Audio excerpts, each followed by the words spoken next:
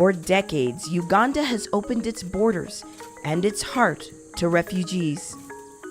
Here, refugees are given land, allowed to work. They are part of the fabric of Ugandan society. Uganda has had a responsibility of making sure that when they come, they feel at home, they are treated as human beings from the very beginning, and they become part of the community. Bosco is a refugee from Burundi, where he trained as a nurse.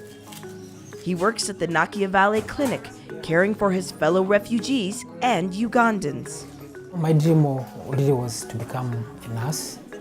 I feel if I'm far away from a patient who needs my help, I really feel bad.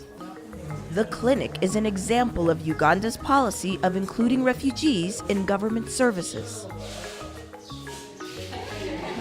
At Nyomanzi Primary School, refugee and Ugandan students learn and grow together.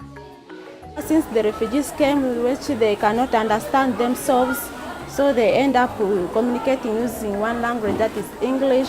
Now I see it is integrating us. We are all speaking one language, which has united us together. In Oruchinga, some refugees and Ugandans are running a fish farm. They sell the fish they harvest in the local market. The project helps refugees provide for their families and form lasting friendships along the way. Umutima wanjye nkuko nabonye iyi nzu nanjye mu gitekerezo cyanjye numvaga yuko nk'umuntu bishobora kongera bigakomeza bigatera imbere. Despite an influx of over 500,000 South Sudanese refugees over the last year, Ugandans continue to show generosity. Some farmers are giving parts of their own land. If any refugees come to you, you help them.